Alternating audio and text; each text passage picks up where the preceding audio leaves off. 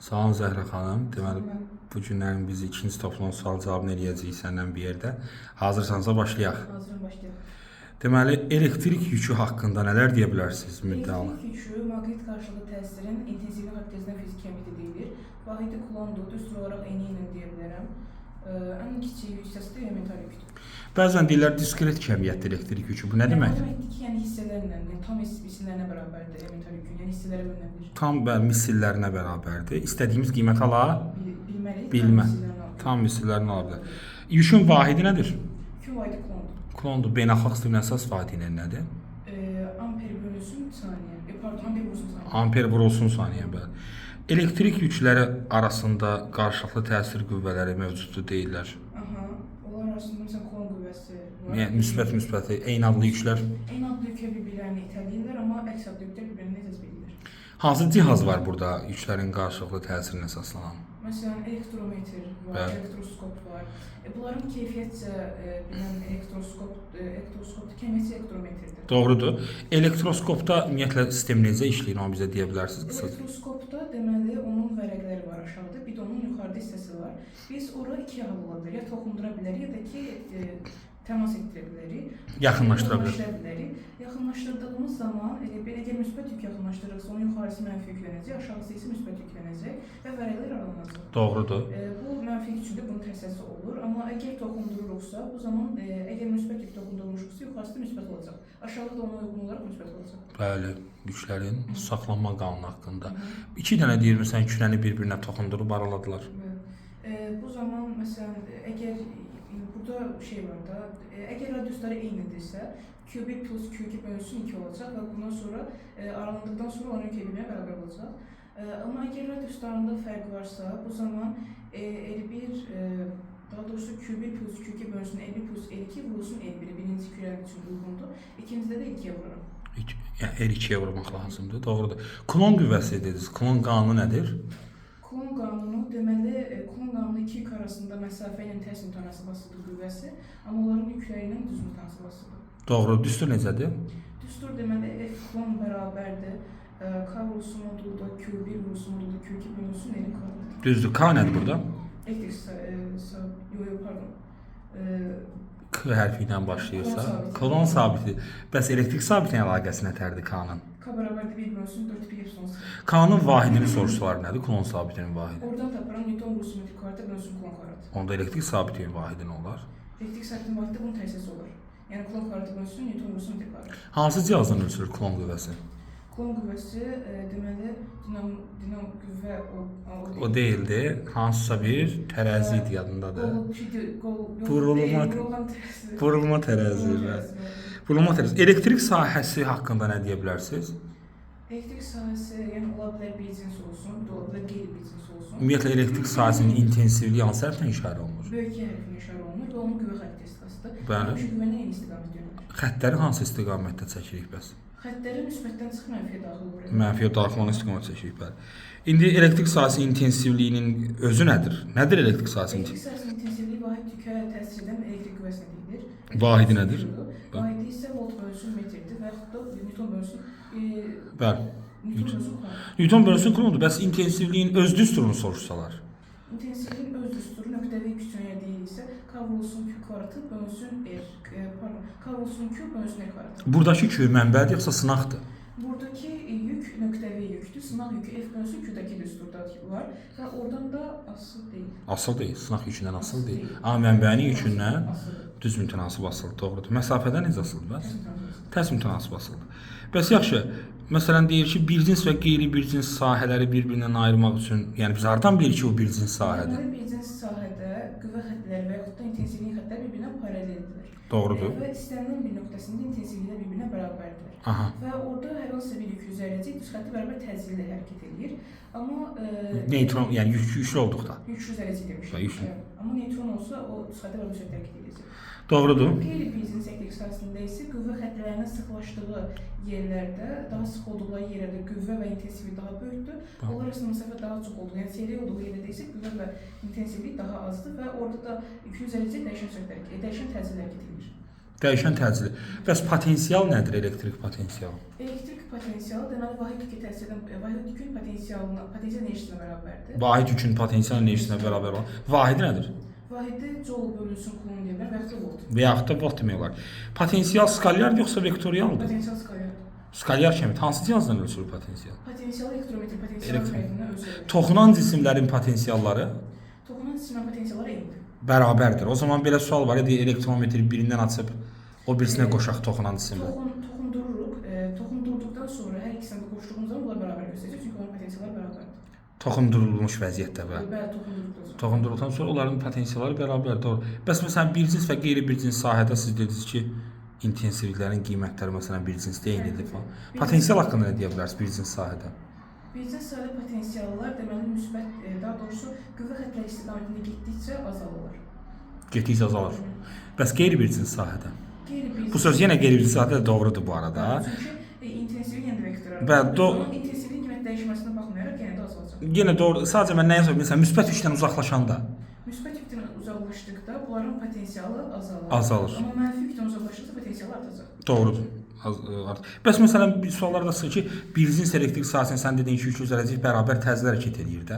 Təcilin düsturu nətər tapıla bilər bir cins sahədə? Mən M-ı Q-yə bərabər eləyərəm. A-nı doğrudan Q-yə bölünsün imkanı var. Q-yə bölünsün kimi tapmaq olar, bəli. Potensialların bərabər olduğu nöqtələr çoxluğuna nə deyir? Potensial sətlər deyil. Ekvipotensial Sətlər sətlər. arasında perpendikulyar çəkirəm və onlarda həmin o nöqtələrdə olan potensial bir-birinə bərabər olur. O zaman belə çıxır ki, bir cins elektrik sahəsindəki potensial sətlər Eyni potensiala bərabər olur. perpendikulyar nələrdir? Xəttlər. Xəttlər müstəvilərdir. Bəs qeyri bir cins sahədə, yəni nöqtəvi yükün sahə. Sahədə mən çevrə sanki çəkirəm, göz kimi. Nə deyirlər ona? Konsentrik çevrə. Konsentrik sferalar, bəli, və ya çevrələr deyil. Üst-üstə düşən, yəni həmin o çevrədən keçən nöqtələr potensiallar bərabərdir. Yəni onlara perpendikulyar Bəli, olur. yenə perpendikulyar olmuş olur, doğrudur. Elektrik sahəsində görülən iş A-da, yəni A-nı da tapıram, Q vurulsun U-ya və yaxud da Q vurulsun delta F-yə cür tapmaq olar və yaxud da A vurulsun F vurulsun S kimi tapmaq olar. S-in yenə D qoyaram, F-in yenə də Q-yə qoyaram, Q-yə D kimi də yazmaq olar. yazmaq olar. U dediniz burada. U nədir? Bu gərginlikdir və yaxud da biz ona başqa cür deyə bilərik, potensialın dəyişməsinə bərabər olur. Potensialların dəyişməsi. Vahid yükün gördüyü iş. Vahid yükün hərəkəti zamanı görülən iş vahidi nədir bu arada? Volt. Volt hansı cihazdan ölçülür? Hansı cihazdan ölçülür gərginlik? Ya da Voltmetr və yaxud da ola bilər ki, joule potensialı ölçəndə məsələn bayaq elektrometrlə, bəs kondensatorun gərginliyini ölçəndə elektrometrdən istifadə edilir. Yaxşı, elektrik sahəsində hərəkət zamanı əgər Coulomb qüvvəsi təsir göstərirsə, bu konservativdir yoxsa qeyri-konservativ? Coulomb qüvvəsi qeyri-konservativ. Yox. Qeyri-konservativdir yoxsa konservativ idi Coulomb qüvvəsi? Düşünün. Coulomb elektrik konservativ qüvvə. Konservativ qüvvə nə deməkdir? Konservativ qüvvə deməkdir ki, trayektoriyanın başlanğıc və son nöqtəsindən asılıdır, onun formasından asılı deyil. Formasından asılı deyildir, bəli, doğrudur. Yaxşı, elektrik tutumunun vahidi nədir? Elektrik tutumunun vahidi Farad. Farad düsturu nədir? Faradın düsturu S bərabər Q bölünsün U və yaxud da epsilon 0 S bölünsün D. Bəli, Q-dən o da necə asılı tutun? Asılı deyil. Asılı deyil. Yalnız asılı deyil epsilondan S-dən və D-dən. Kondensator nə üçün istifadə olunur? Kondensator elektrik yüklərini toplayan və onları tədqiq cəmlədən quruluyor. Neçə növ var? İki növü var. Deməli, dəyişən tutumlu və sabit kondensator var. Şəkil olaraq nə fərqi olur onların? Normal kondensatorda iki dənə növə qarşı-qarşıya dayanır, heç bir şey yoxdur, amma dəyişən tutumlu kondensatorda isə üzərinə nox çəkilir. Üzərinə nox çəkilir, doğrudur. Məsələn, deyir ki, elektrik tutumu olan dövrədə, yəni kondensator olan dövrədə bir sabit gərginlik mənbəyinə qoşulmuş var. Bir də onun ayrılmış var. Bir də yükləndikdən sonra ayrılmış var. Bunlarda nəyə diqqət etmək lazımdır? Əgər qoşulmuş deyirsə burada U sabitdir və biz düsturlarda onun olduğunu axtarmalıyıq. Ayrılmışda Q sabitdir, Q-nun olduğunu axtarmalıyıq. Məsələn, intensivlikdə bunu deyə bilərsiniz elektrik sahəsində. İntensivlikdə və əgər qoşulmuşdursa, biz U ilə olan düsturu tapmalıyıq. Yəni? Məsələn, normalda Y bərabərdir, yox, S bərabərdir Q böl U-dur, nə oldu? Y bərabərdir U böl D-dir. Y bərabərdir. Mən oradan onu necə taparam? Onu Q bölünsün S qoşulmuşdursa U ilə qalır, U böl D. Amma ayrılmışda mən onun yerinə Q bölünsün S yazıram. S yazaram. Bəli, S-ni də açaram orada. Bəli, o da olur Q bölünsün epsilon 0. Deməli, enerji düsturu nədir? Elektrik sahəsi enerji düsturu. Enerji düsturu S kvadratı bölünsün 2, Q kvadratı bölünsün 2, S və yaxud da Q bölünsün 2. Ardıcıl birləşəndə kondensatorlar. Əgər ardıcıl birləşirsə Q'lar sabitdir. Q'lar sabit olduğu üçün Q kvadratı bölünsün 2.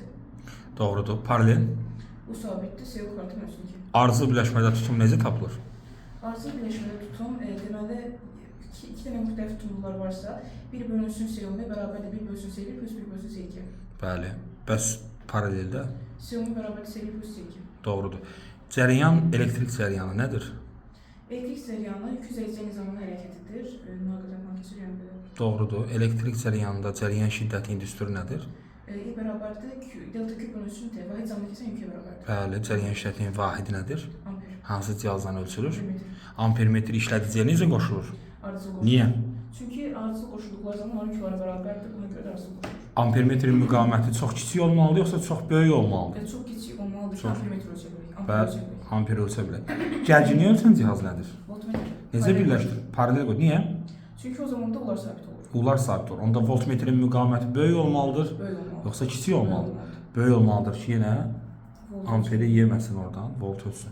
Yaxşı, ohm qanunu deyiləndə dövrə hissəsi üçün düstur necə deyirik biz? I bərabərdir O bölünsün R'dir. Burada onun qanununa əsasən gərginliyi ilə cəryan şiddəti düz, amma müqavimətlə cəryan şiddəti mütəmsil. Tərs mütəmsil. Qapalı dövrədə ohm qanunu soruşsalar, Qapalı dövrdə isə düsturumuz I bərabərdir HG bölünsün R plus R'dir. Burada tam müqavimətlə cəryan şiddəti tərs mütənasibasıdır, amma HG-nin düz mütənasibasıdır. bəs gərginlik? Bu bərabərdir HG minus R düsturun hesablanır. Yaratdığı zaman gərginlik xətti olan azalır. Burada deməli azalma var, amma dövr hissəsində UI-dən xətti düz aslında. Bəli.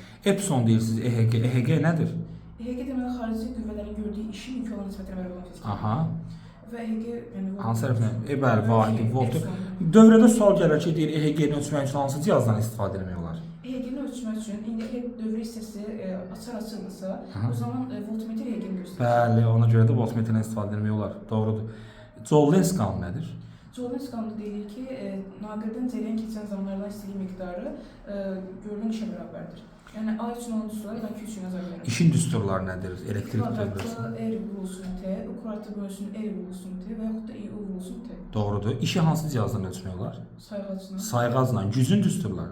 Gücün düsturları A bölünsün T olduğu üçün I kvadratı vurulsun R, U kvadratı bölünsün R və yaxud da I U-ya bərabərdir. Doğru. Bəs gücü hansı cihazdan ölçmək olar? Multimetrlə. Ya da məsələn bu düsturlardan istifadə edib deyə bilər. Sayğacına bir də sən ölçün cəhət. Sayğac ya da Ampermetrlə bir də ampermetrlə ohmmetrlə. ampermetr bir də voltmetrlə. Çünki bu düsturun əsasən mən ikisini də götürə bilərəm. Bəli, ampermetr, voltmetr ölçmək olar. Bir də bəzən deyirlər ki, iş prinsipi Joule-Lenz qanununa əsaslanan cihazlar hansılardır? Deməli, istilik o xətt var üstündə Və üstündə xətt olan əriyən, Əriyən qoruyucu, bir də ki istilik yaradan qızdırıcı həmin o element. O ikisinin də iş prinsipi Joule-Lenz qanununa əsaslanan. Əsaslanan əriyən qoruyucudan nə üçün istifadə olunur? Əriyən qoruyucunda deməli əgər cəryan şiddətləri kəskin artırsa bu zaman avtomatik olaraq işə qoşulur və həmin o cəryan şiddətini yəni qısa qapanma qarşısına alır. Qısa qapanmanın qarşısına alır. Qısa qapanma cəryan şiddətinin düsturu nətərdir? Qısa qapanma bərabərdir HG bölünsün kiçik yer. Kiçik yer və kiçik yer nədir? Kiçik yer daxil müqavimət. Rezistorlar deyir, ardıcıl birləşdi. Aha, nəyi? Müqavimət tapaq. Rezistorlar əgər ardıcıl birləşirsə bu zaman toplayırıq müqavimətləri. R-ümumi bərabərdir R1 plus R2. Doğrudur. Paralel olsa, 1 bölünsün R-ümumi bərabərdir 1 bölünsün R1 plus 1 bölünsün R2. onda belə çıxır ki, bu kondensatorların Yəni tərsinəsidir. tərsinəsidir və bəs qalvanik elementlər ardıcıl paralel birləşsə, Qalvanik elementlər arasında paralel birləşən zaman biz burada HG-ləri əgər düz birləşmədirsə toplayırıq, R-ləri onsuz da həmişə toplayırıq, tərs birləşmə onda isə HG-ni çıxırıq. çıxırıq. Paraleldə bəs HG-lər bərabərdir, R-ləri isə rezistordakı kimi toplayırıq, tapırıq. tapırıq. Elektrik dövrəsinin faydalı iş əmsalı. Elektrik dövrəsinin faydalı iş əmsalı deməli U bölünsün HG və yaxud da böyük R bölünsün R plus R, yəni bu düsturdan tapıla bilər. Tapıla bilər, doğrudur. Müqavimət dediniz burada R. Müqavimətin klassik elektron nəzəriyyəsində yaranma səbəbi nə kimi götürülür? Niyə müqavimət var? Çünki cəryan yaranan zaman elektronlar arasında toqquşmalar baş verir və bunlar bir-birini müqavimət, yəni maneə kimi İonlarla toqquşur, ona görə də Ona görə də müqavimət yaranır. müqavimət yaranır, doğrudur. Bəs müqavimət nədən asılıdır? Müqavimətin öz düsturu var. R bərabərdir O, R bölünsün S düsturundan. Burada növündən asılı, temperaturundan asılı, uzunluğundan asılı, bir də inkəsinin sayısından asılı. Rho nədir burada? Rho xüsusi müqavimətdir və Vahid. növündən temperaturdan asılıdır. 10 vurulsun metr. 10 vurulsun metr. Neçə elektrik keçirə bilən mühitə baxmışıq biz? 5 elektrik keçidən mühitimiz var. 1. Deməli metallar, Metallarda yük daşıyıcı elektronlar, sərbəst elektronlar ohm qanunu ödənilirmi? ödənilir. Ödənilir. Bəs hansı təsirlər müşahidə olunur metallarda? Burada deməli istilik təsiri var, maqnit təsiri var, işıq təsiri deyirsən. İşıq təsiri var, bəli, doğrudur. Metalların müqavimət temperaturdan Düz asılı. ifrat keçirici nədir? İfrat keçirici deməli Burada ifrat keçiricilər deməli ellə temperaturun asılılığı var. Bir yerdən sonra temperaturu o qədər azaldırır ki, artıq burada müqavimət sıfıra düşür. Düzdür. Burada ifrat keçiricilər deyilir. Bəli, burada hansı müşahidə? İstilik təsiri müşahidə olunur. İstilik təsiri müşahidə olunmur, doğrudur. Müqavimətin temperatur hansılıq düsturu necədir? El bərabər deyil 0 voltsun, el bərabər deyil 0 voltsun, mötərizədə 1 plus alfa voltsun T. Alfa vurulsun T. Alfa nədir? Alfa burada deməli Müqavimətin müqavimətin temperaturdan asılı. temperatur əmsalı. Vahidi nədir? Burada vahidi 1 bölünsün Kelvin. 1 bölünsün Kelvindir, bəli. Məhlullarda yük daşıyıcı nədir? Məhlullarda yük daşıyıcı sərbəst elektronlar, müsbət mənfi yüklər. Müsbət mənfi iyonlardır. Məhlulların müqavimət temperaturdan necə asılıdır? Tərs asılıdır. Məhlullarda iyonlara parçalanma nə adlanır? Elektroliz. Dissosiasiya. Dissosiasiya, bəs elektroliz nədir? Elektroliz isə elektrodlar üzərində maddə toplanması. Toplanması. Neçə qanun var? Necə? Elektrolizdə neçə qanun var? 10 qanun ödənilir. 10 qanun ödənilir məhlullarda, o heç. Elektrolizdə kütlə yük arasındakı qanun. Birinci qanun, yəni n bərabərdir. Burada Q ilə düzgün tanasibasıdır. Sonra mən Q-nu açarım, I olsun təkim burada I ilə düzgün tanasibasıdır. Daha sonra da mən burada I-ni aça bilərəm. I olsun U bərabərdir P-yə. U bölünsün R yazmaq olar i-nin yerinə. O zaman əgər sabitdirsə U ilə düzgün tanasibasıdır. Sibdir. Mən enerji olaraq demişdim. O zaman da U ilə təsmin tanasibası olur. W bölünsün yazanda doğrudur. Bəli. K nədir ki burada K? K burada deməli Elektrokimyəvi, ekvivalentdir. Vahidi nədir bəs? Qanun vahidi deməli kiloqram bölünsün kul. Düzdür. Bəs ikinci qanun nədir? Yəni elektrokimyəvi ekvivalentin öz düsturu var. Deməli açırdıq onu. Oradan asaq 1 bölünsün Y olsun, N olsun, böyük M olsun, N alınırdı. Böyük M bölünsün nə demək istəyirsən? Böyük M, pardon, bölünsün N alınırdı. Böyük M molar kütlədə, kiçik N'dəki orada variantiydi, o ikisindən asıldı. İkisində molyardan necə asılıdır? Düz, variantiyyə tərs. Variantiydən tərs asılıdır, doğrudur. Bəs yaxşı, vakuumda yük daşıyıcı nədir? Vakuumda düşürəcək yalnız elektronlar. Yalnız elektron. Hansı cihazları tanıyırsan vakuumda? Vakuumda deməli elektron şüa borusu var. Bəli. Vakuum diodu var. Bir də osiloqraf da var. Osiloqraf var. Osiloqraf nə işə yarayır? Osiloqraf deməli elektromaqnit rəqslərində gərginlik rəqslərini Müşahidə etməyə əslində, müşahidə etməyə imkan. İş prinsipləri nədir bu cihazların? termoelektron emisiya. Termoelektron emisiya nədir? Termoelektron emisiya odur ki, metalda deməli temperaturu artırırlar və bu zaman oradan elektronlar qopur. Sərbəst elektronlar alınır, orada yük daşıyıcı kimi yük ötürürlər. Bunu termoelektron emisiya deyir. Vakuum diodu nə üçün istifadə olunur? Vakuum diodu dəyişən cərəyan düzəltmək üçün. İş prinsipi. Termoelektron emisiya. Bəs elektron şüa borusu nə üçün istifadə olunur? Elektron şüa borusu deməli nazik elektron selindən istifadə olan söhbətləndirir və elektrik enerjisini işıq enerjisinə çevirir. Televizorlarda, yəni telefonda falan ekranlarda istifadə olunur. Ekranlarında istifadə olunan qurğudur. Qazlarda yük daşıyıcılar nələrdir? Sərbəst elektronlar, müsbət yüklü ionlar və mənfi yüklü ionlar. İyonlar. Qazlardan cərəyan keçməsə nə deyilir? Qaz boşalması deyilir. Qaz boşalmasının neçə növü var? 4 növ var. Yox, müstəqil demirəm. Ümumiyyətlə özünü. 2 müstəqil və qeyri-müstəqil. Müstəqil və nə fərqi var qeyri-müstəqillə müstəqil? Qeyri-müstəqil odur ki, burada xarici təsir nəticəsində ionlaşdırıcı olur, ona görə qazlar boşalır. Bəli. Amma müstəqildə isə ionlaşdırıcı təsir olmadan qazlar boşalır. Doğrudur. Bəs müstəqil qaz boşalmasının hansı növləri var? Onun da 4 növü var. Alovsuz, taz, qığılcım, bir də qövs. Qövsü, doğrudur. Qığılcımlar harda müşahidə olunur? Qığılcım yüksək gərginliyə havada müşahidə olunur, o da ildırım şəklində. İldırım şəklində biz onu görürük, doğrudur. Başqa bir sualımız da var sənin üçün. Yarımkeçizlərdə yük daşıyıcı nədir? Yarımkeçiricide yük daşıyıcı elektrikli, pardon, elektronlarda bir də deşiklər. Deşiklərdə neçə cür yarımkeçirici var? 2 cür yarımkeçirici var. Bir məxsus, yəni öz Təmiz yarımkeçiricilər, bir də aşkarlı yarımkeçirici. Aşkarlı yarımkeçirici. Təmizlərdə elektronların sayı çoxdur, deşiklərin İkisi bərabər. bərabərdir. Bəs aşkarlıların neçə növü var? Aşkarların özündə 2 növü var. Donor aşkarlı, bir də akseptor aşkarlı. Nə fərqləri var? Donor aşkarlıda o fərqlər var ki, məsələn, izah edeyim, 3 valentli bir metalı biz 4 valentli metal, biz 5 valentli metal qoşulur. Aha. Bu zaman orada bir elektronların sayı artır, deşiklərin sayı az olur. Elektronların sayı çox olduğu üçün əsas yük daşıyıcılar elektronlar olur, qeyri-əsas yük daşıyıcılar isə deşiklər olur və bu da N tip yarımkeçirici yadır. Tamamilə doğrudur. What about akseptor aşkar? Akseptor aşkarda isə bu zaman deşiklərin sayı çox olur. Deşiklərin sayı çox olduğu üçün əsas yük daşıyıcı deşiklərdir. Buna da P tip yarımkeçirici. P tip yarım. Bu zaman gələn elementin valentliyi yarımkeçiricidən Məsələn, 403 olmalı. 403 olmalı, az olması lazımdır. Yarımkeçirici diod. Yarımkeçirici diod deməli burada yarımkeçiricidə PN kesirdiyinə əsaslanır və iş prinsipi PN kesirdiyinə əsaslanır və dəyişən cərəyan düzəndirmək üçün istifadə olunur. Dəyişən cərəyanı düzəndirmək üçün istifadə olunur. Tranzistor Tranzistorda da yenə PN keçidinə əsaslanır və burada elektromaqnit dalğaları yaratmaq və onları düzləndirmək üçün, düzənləmək üçün istifadə edilir. Elektromagnetik dalğaları gücləndirmək üçün istifadə olunur. Neçə qütbü var idi tranzistorun? 3, Neçə PN keçidi var idi bəs? 2. 2 PN keçidi. Qütbləri saya bilərsiniz? Emittir, kollektor, baza. Bəli, düzdür.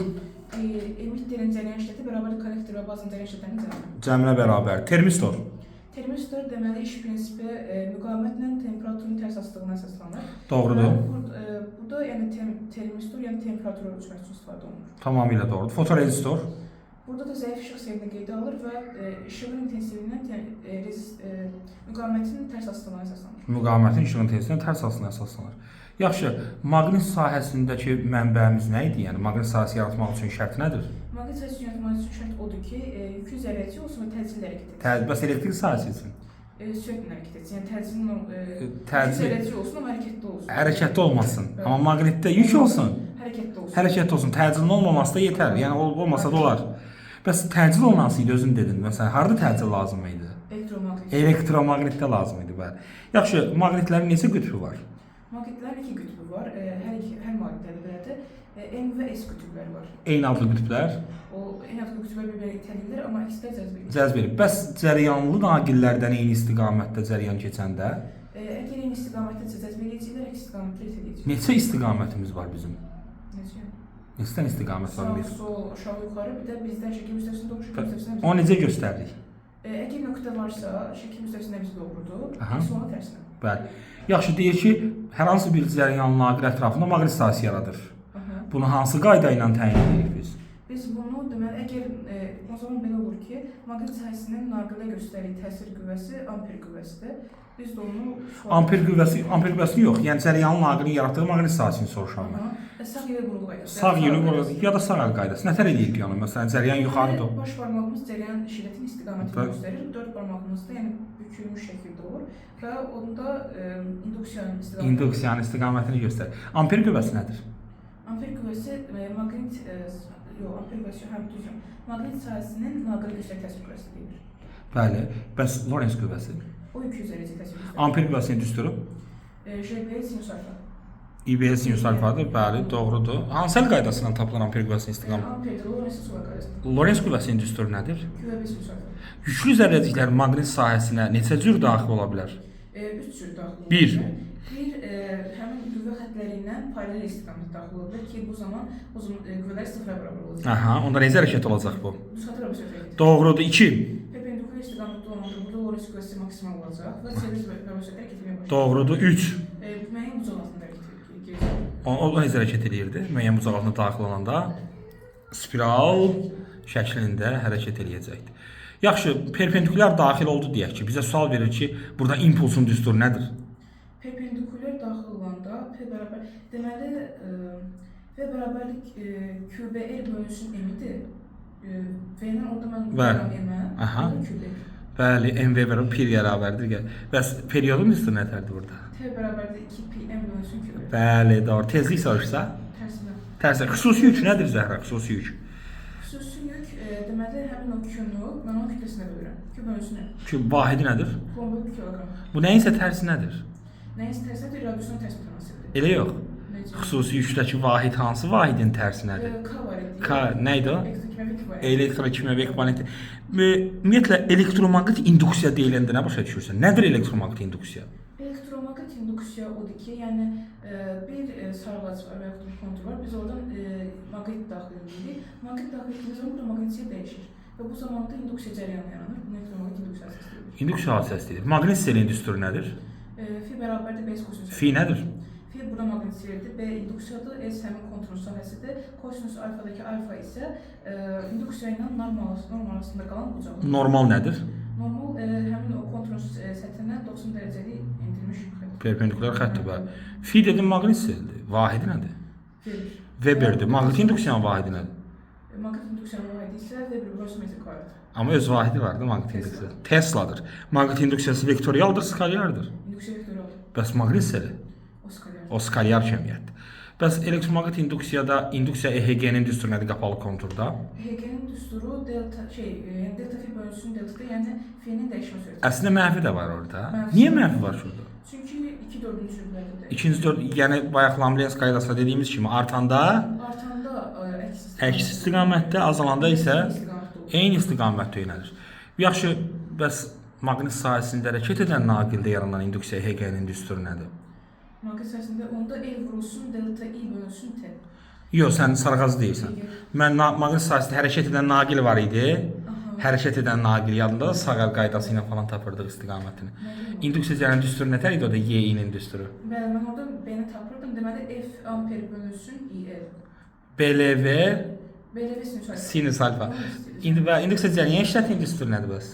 İnduksiya cərəyan işlətinin düsturu. Aha, induksiya nə tər tapırdıq onu? İnduksiya EHG-dən induksiya cərəyanı işləti nə tər tapmaq olur? İnduksiya nədən? İnduksiya EHG-nin düsturu var, Y-i var əlində. Y bərabərdir L vurulsun delta I bölünsün T. Onda erə bölməyimiz lazımdır müqaviməti. Erə bölək. Bəli, Y-ni erə bölürdük də, düzdürmü? Y-ni erə böləndə həm 2-də. İni verir də, gərginliyi müqavimətə böləndə cərəyan işlətini verir. Cərəyan işlətini verir. Ona görə də onda BLV sinüs alfa bölünsün nə yazmaq olar ora? R yazmaq olar. Hansı əl qaydası idi bu? Bu sağ əl qaydası. Sağ əl qaydasını tər tuturduq yadındadır mı? İnduksiya cərəyan işlətinin istiqamət. Deməli, induksiya bizim ovuzumuzun içindən keçirdi. Bəli. Baş barmağımız qüvvənin istiqaməti deyirsə, yox, şeydir, bu baş barmağımız cərəyan işlətinin istiqaməti idi. Aha. 4 barmaqda hərəkətin istiqaməti. Hərəkətin istiqaməti idi. Amma sol əl qaydasını eləyəndədir bu. Sağ əl qaydası da tərsinədir. Bəli. Sağ əldə maqnit induksiya ovuza daxil olmalıdır. Baş barmaq sürəti göstərməli, 4 barmaq cərəyanı göstərməlidir. Yaxşı, öz-özünə induksiya nədir? Öz-özünə induksiya odur ki, sarğacda cərəyan işləti dəyişən zaman maqnitiyyət dəyişir. Düzgün transeptlər çünki. Bu zamanda öz-özünə induksiya həqiqisi, öz-özünə induksiya cərəyanı yaranır. İnduktivliyin düsturu nədir? L bərabərdir M vurulsun N0. Bəs maqnit seli ilə olan? Maqnit seli ilə olan L bərabərdir F bölünsün Y. Fi bölünsün, el bunlardan necə asılıdır fidən? Nədən asılıdır? Nüfuz yoldan asılıdır, növündən asılıdır. Və həndəsi? Ölçülərindən asılıdır. Ölçüləri nasıl? Yəni dolaqların sayı falan burada önəmlidir. İnduktivliyin vahidi nədir? Henry. Henry'dir. Maqnit sahəsində enerji düsturu nədir? L kvartı bölünsün 2, F kvartı bölünsün 2, bir də Fi bölünsün 2. Bəzən deyir ki, sarğaca ferromagnetlik daxil edək və ya çıxardıq. Etdiyimiz zaman deməli burada Fi, daha sonra B, L artacaq. Çıxartdığımız zaman azalacaq. Neçə dəfə? Mü qədər. Mü dəfə. Bəli, mü dəfə deyə bilərik. Elektromaqnit rəqslərdəki səbətlərimizi deyə bilərsiniz? Deməli, orada səbətlərdə I var idi, bir dənə ayrı səbətimiz var idi, I var idi, Fi var idi, sonra HG var idi. Yox, mən elektromaqnit rəqsləri deyirəm, rəqs konturundakını deyirəm. Hansı var? Rəqs konturunda Q, U falan var idi, elektrik. Q ilə U ayrıdır, I ilə Fi ayrıdır. Ayrıdır, Q ilə. Q, U səbətində başqa nəsə var idi amma. Q, U bir də bir dənə nədir? W, elektrik. Bəli, W. Elektrik sahəsinin enerjisi. Onda Fi ilə I-də W maqnit. W maqnit olması lazım. Bu rəqs konturu haqqında ümumiyyətlə nələrdən ibarətdir rəqs konturu? Rəqs konturu ibarətdir deməli kondensatordan, bir də ibarətdir şeydən sarğacdan. Sarğacdan. Kondensator hansı sahəni təmsil edir? Elektrik yoxsa maqniti? Kondensator elektriki. Elektrikə aid olan kəmiyyətlərdir, ona görə də Q-dür. Bəli, U-dur, W elektrikdir. Bəs burada kim kimi qabaqlayıb sualını versələr? Kim qabaqlayıb? Məsələn, Q-nün qrafikini verdilər, sənə I-ni istəyirlər. Mənə Q-nün qrafiki istəyir, pi/2 qədər maqnit sahəsi qabaqlayır. Maqnit sahəsi qabaqlamaq üçün cərəyan işləti yükün əslində nə idi? Törəməsidir. Törəməsidir. Törəmə olanda qabaqlaması lazımdır. Burada deyir IM-i tap, cərəyan işlətinin amplitud qiymətini tap. Nə tər tapın? Cərəyan işlətinin amplitudu IM bərabərdir omega vurulsun Q-yə. Omega vurulsun Q-yə doğrudur. Thomson düsturu, period düsturu necə? Thomson düsturu T bərabərdir 2pi kök altında EC-yə bərabər. EC-yə bərabər. Tezliyi soruşsa. Tərsinə 1 bölünsün 2pi kök altında EC. Doğrudur. Radio qəbul edicidə neçə dənə element var? Radio qəbul edicidə deməli 5 dənə element var. Birincisi antenna idi. Nə qalır? Həmin o həmin o radio dalğaları qəbul edir. 2. Yüksək tezlik təbii ki dalğalar. Daha sonra ikinci dəyişən tumlu kondensator var idi. Dəyişən tumlu kondensator olan rəqs konturu hamısı bir yerdə. Bəli, amma onlar isə şeylərə distansiyaya köklürdü həmin. Bəli, doğrudur. 3. Daha sonra orada detektor var idi. Həmin o detektor isə bu yüksək tezlik dalğaları alçaq tezlik dalğalara çevirir. Daha sonra orada vardı kondensator, normal kondensator, o hamarlamaq üçün iş görürdü. Bir də şey vardı orada, həmin uzalanlaşan vardı, o da ki, həmin o səs tezliyi dalğaları ötürürdü. Ötürürdü fəzaya, tamamilə doğrudur. Modullaşmış rəqslər deyiləndə. Modullaşmış rəqslər odur ki, yüksək tezlikli rəqsləri alçaq tezlikli rəqsdən amplituduna uyğun hala salması. Şüalanma selinin sıxlığı nədir? Şüalanma selinin sıxlığı deməli I bərabərdir bərabərdir P bölünsün S düsturuna hesablanır. Doğrudur. Yəni həmin o şüalanmanın vahid sahəyə nisbətən deyilir. Şüalanma Gücünün vahidi nədir şu an olmalısınız? yəni güc watt bölünsün metr kvadrat. Watt bölünsün metr kvadrat. Dəyişən cərəyan dövrəsində ümumiyyətlə cərəyan əldə etmək üçün dəyişən cərəyan əldə etmək hansı cihazdan istifadə olunur? Rezistordan istifadə olunur. Dəyişən cərəyan yaradan deyirəm mən, yəni dəyişən cərəyanı əldə etmək. Dəyişən cərəyan generatoru. Generat iş prinsipi. Onun iş prinsipi deməli Generatorun elektromaqnet elektromagnit induksiya hadisəsinə əsaslanırdı. Neçə cür müqavimət qoşula bilər dəyişən cərəyan dövrəsində? müqavimət var, bir aktiv müqavimət var, tutum müqaviməti var, bir də sadəcə olan induktiv müqavimət var. Doğrudur. Nələr deyə bilərsiniz?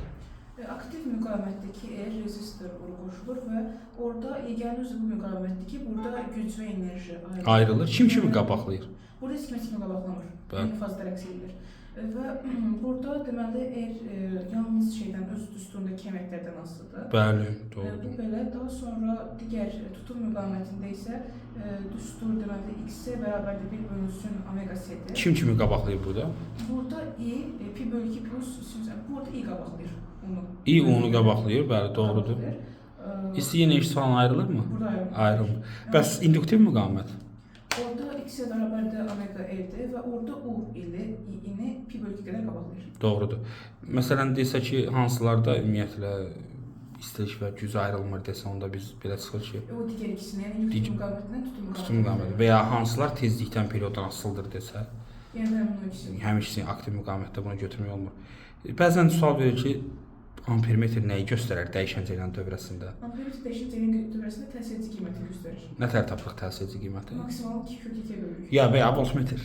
Bəli. Yəni təsirci. Voltmetrdəki təsirci olduğu üçün mən voltmetrdəki nəyə bölərəm taparam təsirci qiymət. Bəli, təsirci qiymət tapanda kök 6-2-yə bölmək. Məsələn, burada istilik miqdarına düsturunu deyə bilərsiniz aktiv müqavimətə Q-nün. Deyə bilərəm, Q ilə ana düsturuna olduğu üçün IU vurulsun T də ola bilər. İyi olsun bəs maksimalla desən?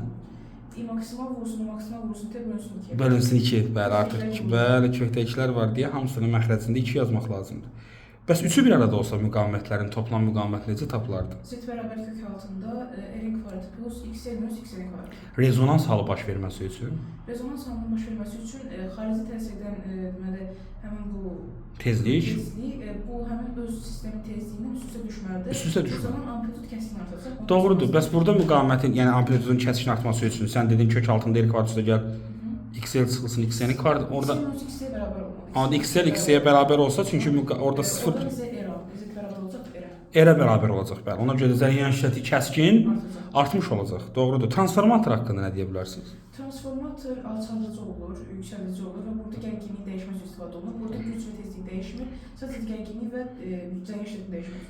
Dəyişmək üçün istifadə olunur. Bəs iş prinsipi nədir transformatorun? O da generator kimidir. Generator kimidir, deməli elektronik induksiya. Elektronik induksiya hadisəsidir, bəli. Faydalı iş əmsalını soruşurlar bəzən. Faydalı iş əmsalı burada NH yox, o deyildi. Faydalı iş əmsalı PT-yə bölürdük. Bəli, təbii gücləri bölməli. P2-ni P1-ə böləcəksən bu qədər basit. Çıxışdakı gücü, Çıxışdakı gücü girişdəki gücə burada nəzərə alsaq deyil. itki nəzərə alsaq, normalda bərabər olmalıdır, əsas. Normalda bərabər olmalıdır, amma olmur. İtki var deyə P2-ni P1-ə nə edəcəyik? Böləcəyik. Deyir ki, işığın sınma qanunu haqqında nə deyə bilərsiniz? İşığın sınma qanunu, yəni difraksiya, yəni maniyedin Maniyedin aşmağı demirəm, həndəs optikadakı işığın sınma qanunudur. orada işığın sınma qanunu deməli limit qayıtma bucağı olur. Tam Aha. qayıtma bucağı. Ümumiyyətlə sınma, işığın sınması deyəndə nə başa düşürsən? İşıq sındı. Bir mühitdən digərinə keçəndə nə İşıq bir müddət digərinə keçəndə işıq sınır, amma burada deməli tezliyi, tvin dəyişmir, Tvin dəyişmir. period dəyişmir. qanun nətərdir sınma qanunu düsturu? Sinus alfa 1 bölünsün sinus alfa 2 bərabər 2 bölünsün n1. N2 bölünsün N1-ə. Davam eləsək bu düsturu sürətlə desən, Sürətlə desəm n2 bölünsün n1 bərabərdir v2 bölünsün v1 çünki tərs mütəmsil. N2 bölü N1-dirsə V2 bölü V1 olmaz da. N2 bölünsün N1. Hə, tərsinə V1 bölü V2 olmalı. Saçmalamasan O v1 da- bölünsün v2. Ya da lam Yəni bu da 1 bölünsün yəni bu da 2. məsələn deyək işıq şüası havadan suya keçdi. Aha. Bu zaman işıq şüası sürəti zəifləyər, amma eni artır. Amma eni artar bəli. Daha uzun da onu arır. O da süre keçir azalır. Bəs enerji, Enerji dəyişmir. enerjidə impuls bəs İmpuls sürət azaldığı üçün azalacaq. impuls. Bacı qardaşlıq burada Bəli, pozulur. pozulur. P bərabər H bölünsün yan budayız çünki. Aha, H bölünsün lambda azaldığına görə O artacaq. impulsa hansı rənglər var ağ işığın tərkibində əsas? Qırmızı, narıncı, sarı, yaşıl, mavi, göy bənövşə. Bu istiqamətdə Bu istiqamətdə getdikcə yan buda V azalır, amma N-lə tezlik artır. n-lə tezlik və ya enerji impulsda əlavə eləmək olar. İnterferensiya nədir? İnterferensiya deməli işıq, interferensiya yox, dalğalar topadığımız zaman Aha. amplitudunun artması və ya da azalması hadisəsinə deyilir. 5 lambda. 5 lambda deməli bu tam misillərdə maksimumlar şərtidir. 5 pi. Burada necə 5 pi, bunu 2 bölü 2 onda 5 pi, burada maksimumlarla minimumlar yer dəyişir. Burada yəni minimumdur, maksimumdur. Minimumdur 2. 5 pi 2-yə bölsən 2 onda 5 lambda. Tam misli olmadığı üçün Yarım misli. qaydasını verir. Hə, yarım olanda həmişə minimumlar şərtidir. Lambda olan. Koherent nə deyirdin? Koherent dalğalar deməli onların dalğa uzunluqları eynidir, onların fazlar fərqi dəyişmir. Fazlar fərqi dəyişmir, doğrudur. Bəs dispersiya özü nədir? Dispersiyanın özü, yəni işığın sındıran salonunun tezliyindən asılı olması hadisəsinə deyilir. Yaxud da başqa söz onun rəngi onun tezliyindən asılıdır. Bəli, onun rəngi onun tezliyindən asılıdır. Başqa bir sual soruşaq səndən. Məsələn, linzalarda deyir ki, neçə növ var? Linza çökük və qabarıq olur. Bəli, amma biz ona çökük qabarıqdan daha çox toplayıcı və Toplayıcı səpici linza. səpil linza deyirik. Səpil linzada xəyallar necə alınır? Səpici linzada xəyallar həmişə mövhumidir, düzünə də kiçildilmişdir. Bəli. Bəs yaxşı, optik qüvvə nədir? Optik qüvvə bir bölünsün optik nöqtəsi, pardon, fokus nöqtəsi, bir bölünsün fokus nöqtəsi. Aha, vahidi nədir optik qüvvənin? Dioptriya, Dioptriya ya da bir bölünsün medir. bir toplayıcı linza üçün optik qüvvə müsbətdir yoxsa mənfidir? Toplayıcı linzada optik qüvvə müsbətdir. Müsbət. müsbətdir. Bəli, səpil linzada isə Həmişə mənfidir. ümumi düsturu deyə bilərsiniz, fokus məsafəsi, cisim məsafəsi, xəyal məsafəsi. Bəli, bir bölünsün F bərabərdir, bir bölünsün D plus bir bölünsün kiçik F. Aha. Bu normalda toplayıcı linzada əgər xəyal həqiqi alınırsa bu düstur ödənir. Məfhumi alındığı zaman bir bölünsün F bərabərdir, bir bölünsün kiçik D minus bir bölünsün kiçik F. Səpici linzada da həmişə bərabər mənfi bir bölünsün F bərabərdir bir bölünsün D minus bir bölünsün kiçik F. Çökük güzgüdə hansı xəyallarla eynidir? Yəni hansı linza ilə eynidir çökük güzgü? Sökük güzgü toplayıcı linza ilə eynidir. Toplayıcı linza ilə eynidir. Balaca bir fərq var idi. 2 qat fokusa burada Aha. nə deyirdik? Burada 2 qat fokusda evi 2 F yox, R deyil. R deyirdik. O R nədir ki o? Güzgünün əyrilik radiusudur. Yaxşı, L-dən uzaqda qoyulan, yəni 2 F-dən uzaqda qoyulan cisimlərin xəyal necə alınır çökükdə? Çökük güzgü. Yəni toplayıcı linzada və ya eyni şey. Orada F-nin 2 F arasında alınır. Alınır, necə alınır? O zaman deməli həqiqi düzünə, amma Həqiqi düzün olmaz. pardon, həqiqi əksinə, amma kiçildilmiş. Həqiqi tərsinə kiçildilmiş alınır. Bəs 2F-in üstünə qoyanda Xəyallar eyni ölçüdə alınır, həqiqi əksinə. eyni ölçüdə alınır, həqiqi əksinə alınır. 2F-lə F arası. Xəyallar bölünmüş, həqiqi əksinə. Həqiqi tərsinə F-in üstündə. F-in üstündə olanda xəyal sonsuzluqda alınır. Bəs F-dən kiçik olanda. F-dən kiçik olanda xəyal alınır, məfhumi düzünə bölünmüş. Mövhumi düzünə böyüdülmüş. Doğrudur. Harda istifadə olunur bu? Bu lupalardır. Lupalardır. Deyir ki, 2-3 dənə linza. Bu sistemin optik qüvvəsinə tər tapmaq olar. D bərabər D1 plus D2. Bəli. Paralel qalma şərti. Paralel qalma şərti odur ki, yəni F-lər toplansın. F məsafə, F-lərin cəminə Birindən keçəndə paralel sol, birindən sonra keçsin, sonra yenə paralel. paralel qalsın. Bəli. F-lərin cəminə bərabər olmalı. Gözlər haqqında nə deyə bilərsiniz? Gözlər uzaqdan görmə var, yaxından görmə var. Uzaqdan görmə zamanla alınan xəyal torluq işığının üzərinə düşür. Uzaqdakı cisimlərin, amma yaxındakı cisimlərdə isə torluq işığının önünə düşür. Buna görə səpici linza lazımdır. Yaxından görmə zamanı Uzaq görmədə toplayıcı linza lazımdır. Uzaq görmə toplayıcı linza lazımdır, yaxın görmədə səpici linza lazımdır. Səpizli linza lazımdır. Bəli. Bəs yaxşı, polyarlaşma nədir? Polyarlaşma işığın eyni dalı olduğunu sübut edən bir şeydir. Burada 2 dənə turmalin kristalı olur və əgər bunlar arasında, yəni bunların bucaqları 0 dərəcədirsə, bu zaman işıq tam keçir, 90 dərəcədirsə keçmir. Yəni sıfıra bərabər olur. Burada turmalin kristalından istifadə olunur. Bəs yaxşı, difraksiya nədir? Difraksiya deməli işığın bir istiqamətdə yox, maneələrdən keçmə hadisəsinə əsaslanır. İş prinsipi difraksiya və interferensiya hadisəsidir. Difraksiya qəfəsi ilə önəmlidir. Yəni düstur nətərdir? D vurulsun sinus fi bərabərdir K vurulsun Lambda. D nədir burada? D burada difraksiya qəfəsinin periodudur. Vahid nədir? D-nin vahidi deməli metr. Metrdir. Məsafə olduğuna görə. D ümumiyyətlə nətər tapılır ki qəfəsdə? A+1. A+1 ya da Ya da ki deməli sinus sirkulusun Yox, yəni uzunluqla veriləndə, qəfəsin uzun. el bölünsün. L nədir? El burada ümumi uzunluqdur. En nədir? Dolaqların sayıdır. Dolaqlarsa. Sual belədir, deyir, dispersiyada məsələn ən çox meyl edən kim idi? Dispersiyadan çox meyl edən bənövşəydir, amma burada isə qırmızıdan çox meyl edir. Tamamilə doğrudur. Fotonun enerji düsturu nətərdir? H növ və yaxud da H bölünür. H7 sırlamdır və fotoeffekt üçün Einstein tənliyi nədir? Deməli ki, foton bərabərdə açıq plus 2 idi. Asıl burada düstur aça bilərsiniz yəni? Bilərəm, H növ düşəndə açıq yerində və yaxud da H növ minimal və yaxud da H bölünür maksimum. Bu növ minimal lambda maksa nə deyirlər? Qırmızı sərhəd. Qırmızı sərhəd nə anlama gəlir ki, qırmızı sərhəd? Qırmızı sərhəd odur ki, yəni fotoeffekt o vaxt baş verər ki, foton açıqdan böyük bərabər olsun. Bəli. Buna görə də yəni ən Minimal limiti deyil. Məsələn deyir ki, qırmızı sərhəd sarı rəngə uyğundur. Aha, əgər sarı rəng uyğundursa, sarı rəngdən sonrakılar fotoeffekt baş verəcək. Əvvəlkilərdə isə Baş verməyəcək. elektromaqnit dalğaların növlərini saya bilərsiniz.